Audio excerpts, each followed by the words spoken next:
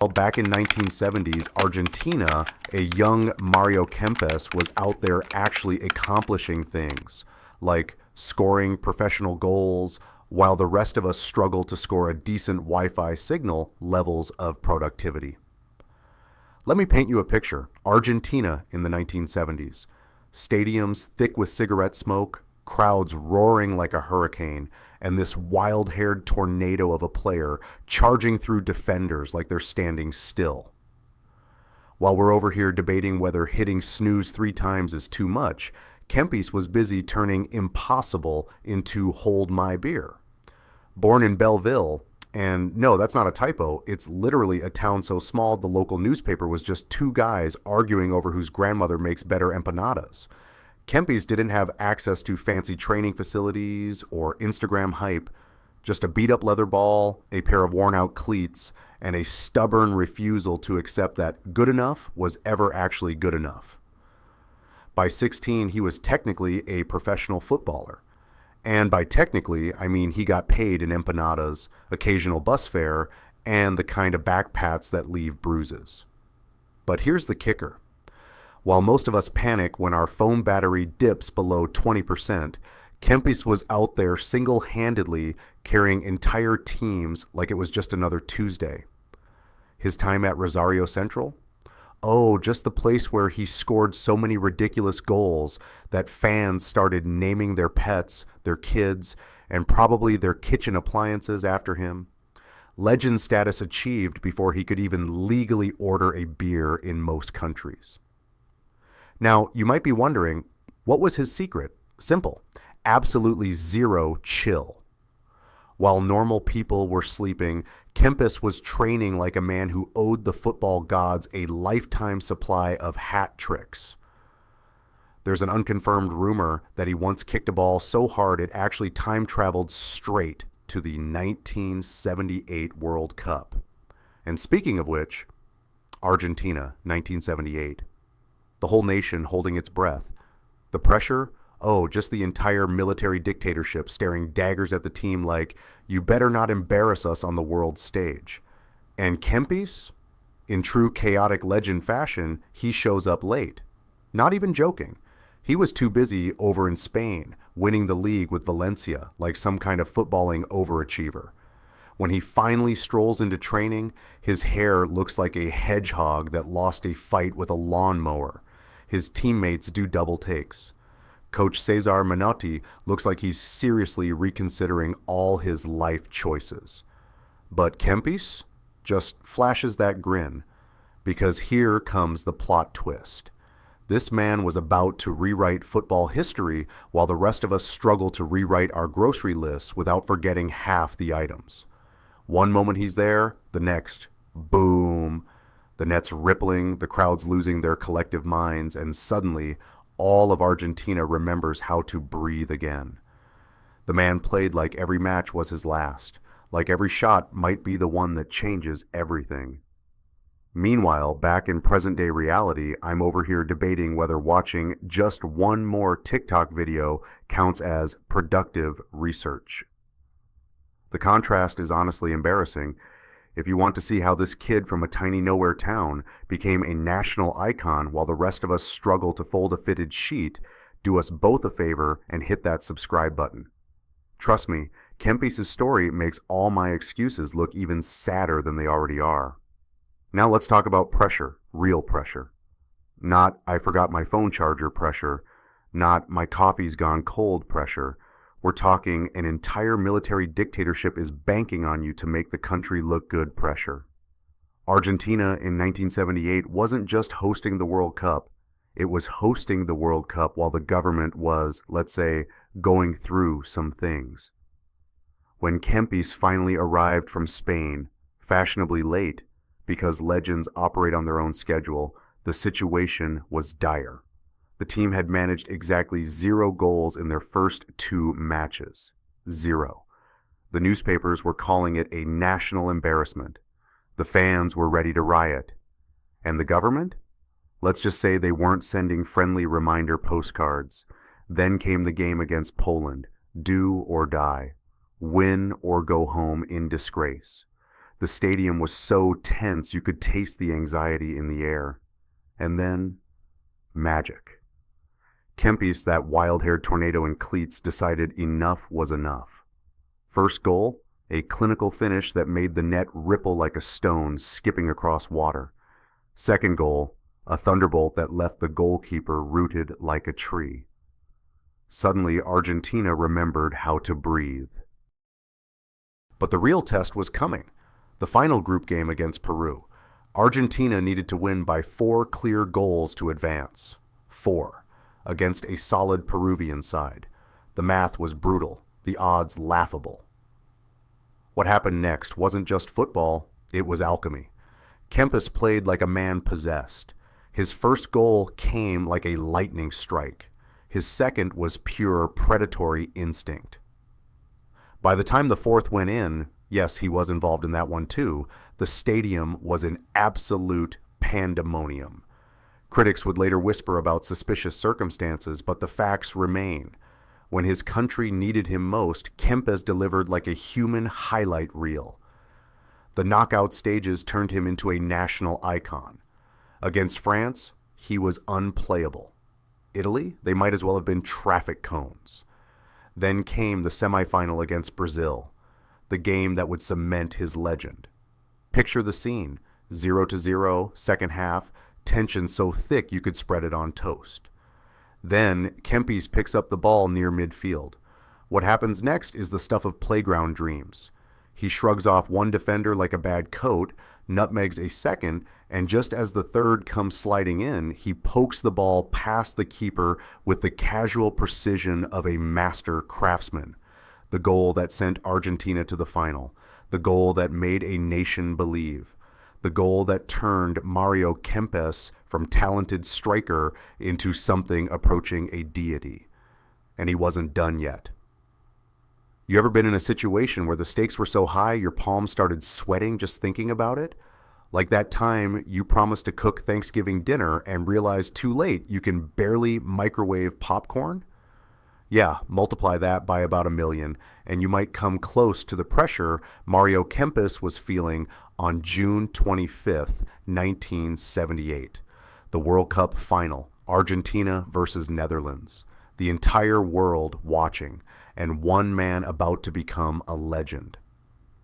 Let's set the scene properly, because this wasn't just any football match. Argentina's military junta had poured millions into this tournament, seeing it as their chance to show the world they were, well, not the bad guys. The streets of Buenos Aires were painted blue and white. The monumental stadium was a powder keg of emotion. And Kempes? He walked onto that pitch knowing this was his moment to either become a national hero or the guy who let down an entire country. No pressure, right? The first half was tense, like first date with your crush's parents tense, both teams canceling each other out. Then, in the 38th minute, it happened. Kempes picked up the ball near midfield and went on one of those runs that makes defenders wake up in cold sweats years later. One defender, gone. Second defender, left in the dust. The Dutch goalkeeper coming out? Kempes coolly slotted it past him like he was putting change in a parking meter. 1-0 Argentina.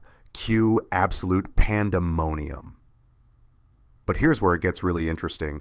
The Netherlands equalized in the 82nd minute. The stadium went quiet enough to hear a pin drop. Extra time loomed. And this is where legends are made. When everyone else is exhausted, when the pressure is crushing, when normal humans would fold. That's when Kempes decided the story wasn't ending there. First minute of extra time. A long ball into the box. Kempes, surrounded by 3 defenders, somehow emerges with the ball at his feet. The shot isn't pretty, it's more of a desperate lunge, but it squirms under the goalkeeper and in, 2-1. The crowd loses their collective minds. The Dutch players look like they've been punched in the gut. And Kempes, he's running toward the fans with this look of pure, unbridled joy that'll become iconic. Just to rub salt in the wound, he sets up the third goal too. Because why stop at being the hero when you can be the hero who also gets the assist? When the final whistle blew, Argentina had their first World Cup. Kempes had the Golden Boot as top scorer, and an entire nation had their new favorite son. The celebrations were, well, imagine every New Year's Eve party you've ever seen, multiply it by Argentinian passion, and add several metric tons of confetti. Kempes, now sporting an even wilder mane of hair thanks to all the hands running through it, was carried around the stadium like a conquering general. Back in Bell Ville, the town he came from, they probably still haven't stopped partying. What makes this even more ridiculous? The man was playing with a groin injury so severe, most players would be in bed with ice packs. But Kempes? Nah. He'd rather win the World Cup in pain than watch it healthy from the sidelines. That's the difference between professionals and legends right there. Meanwhile, back in the present day, I'm sitting here struggling to commit to a lunch order from DoorDash. Should I get the burger or the pizza? Maybe I'll just refresh the menu for 20 minutes. The contrast is honestly embarrassing. Kempes was out there deciding World Cup finals while I can't decide between fries or onion rings. If you're not subscribed yet, ask yourself this. Do you really want to miss out on how this story gets even better? Because trust me, we're just getting to the good stuff. That button won't click itself. No, wait, it definitely won't. You have to actually click it. You'd think winning a World Cup would be enough, right? Like, okay, I've peaked. Time to retire on a beach somewhere. But Mario Kempes? Oh no, he had other plans. Because what do you do after you've given your country its greatest sporting moment? If you're Kempes, you go prove it wasn't a fluke. You know what's harder than becoming a legend? Staying one. Imagine carrying the hopes of an entire nation on your shoulders, delivering the impossible, and then Monday morning comes around anyway. That's where Mario Kempes found himself after 1978, back to work like nothing happened. Because in football, yesterday's hero is today's, what have you done for me lately? Let's talk about Valencia. Beautiful city, great paella, terrible place to be an Argentine football god trying to follow up a World Cup winning performance. The Spanish fans? They expected magic every single week.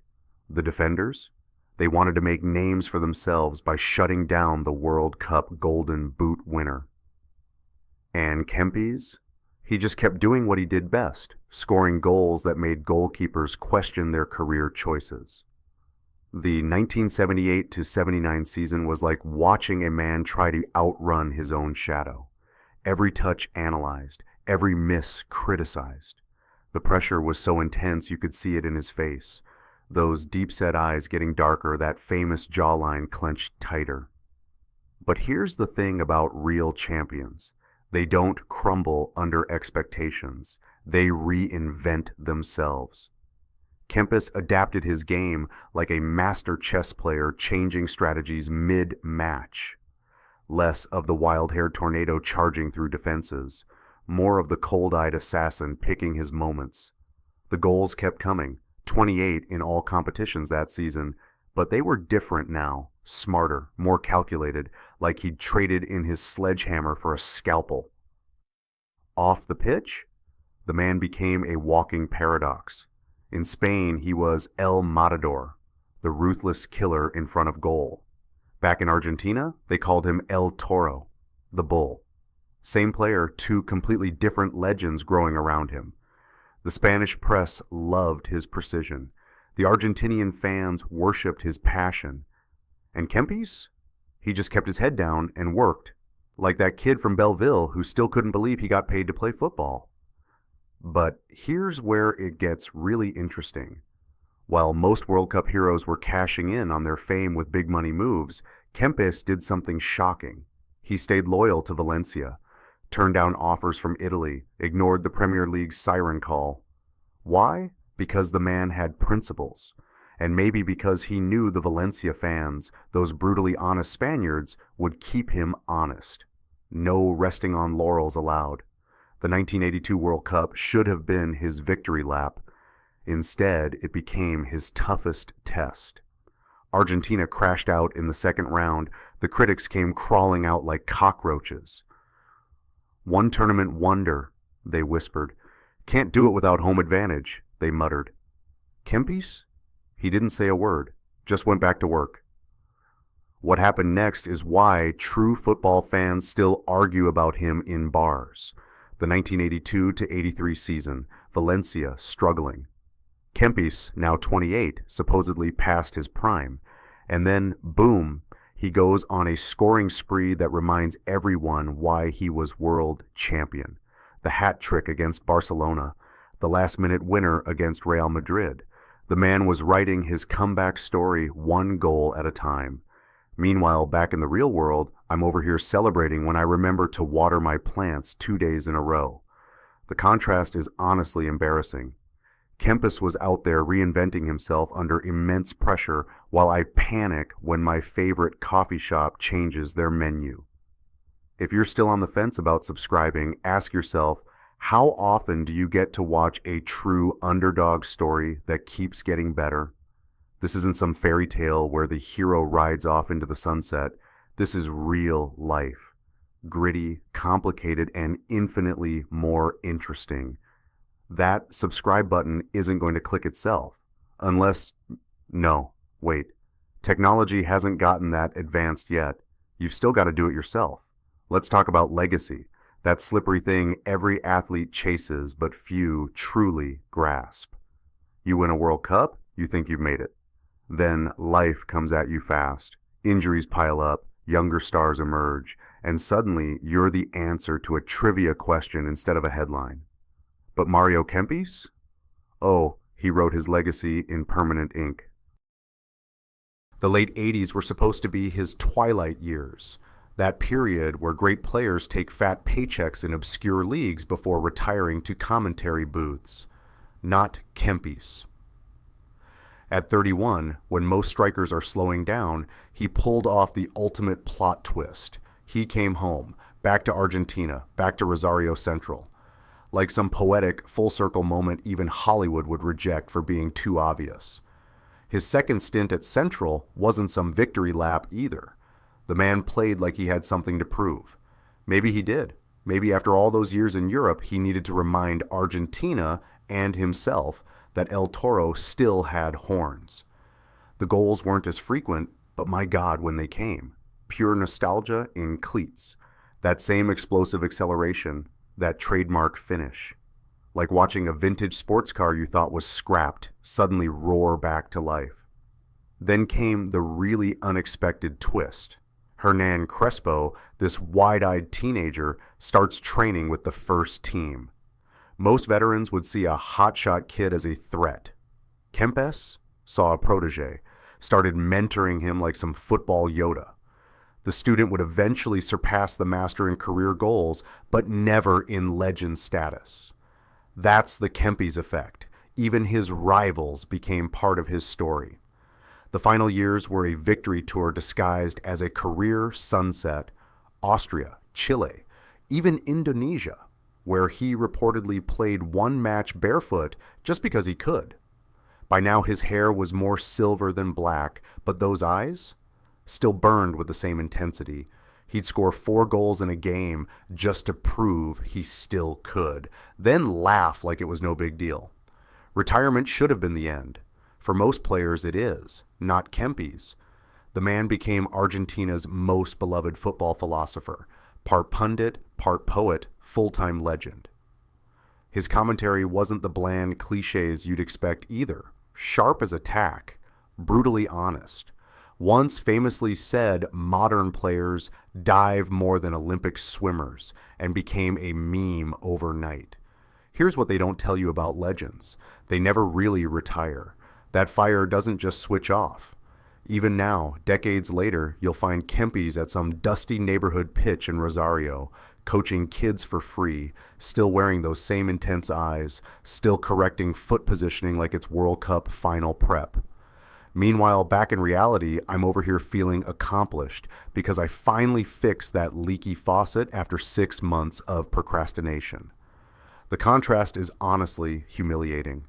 Kempes spent his retirement building football academies while I debate whether it's worth rewashing that load of laundry that's been in the machine for 3 days. If you're still watching without subscribing, ask yourself, when was the last time you witnessed a legacy this authentic? This isn't some manufactured fairy tale. It's the real, messy, beautiful journey of a man who never stopped being that kid from Bell Ville with a ball at his feet. That subscribe button isn't going to press itself. Though if Kempes was here, he'd probably nutmeg it first, just for fun. So here we are, the final whistle, the last chapter. Except, is it ever really over for legends like this? Let me tell you something they don't teach you in history books. True greatness isn't measured in trophies or stats. It's measured in the stories that keep getting told long after the stadium lights dim. Kempes today is more than a footballer. He's become Argentina's football conscience, that voice that cuts through the noise when modern players start believing their own hype. You'll find him in quiet moments at local pitches, showing kids how to strike a ball properly, not for cameras, not for paychecks, but because that's just what you do when you love the game this much. His legacy lives in the unlikeliest places, in Hernan Crespo's ruthless finishing, in every Argentine striker who wears number 10 with that extra swagger, in the way entire generations of players still study his 1978 runs like sacred texts. That's the Kempes effect. He didn't just play football, he changed how Argentina played football forever. The irony? The man who once carried a nation's hopes now seems most at peace carrying a mété gourd through the streets of Rosario. No entourage, no pretense, just Kempes being Kempes.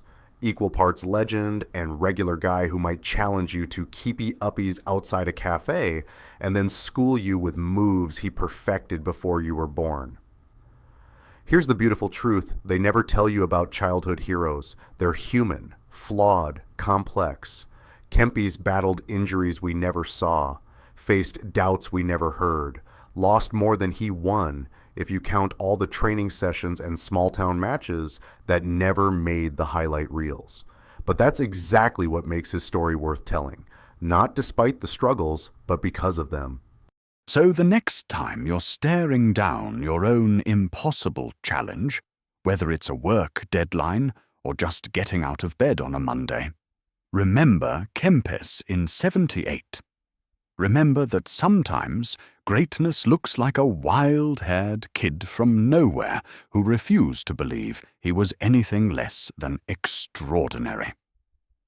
And then ask yourself, if he could do that with the weight of a nation on his shoulders, what's stopping you?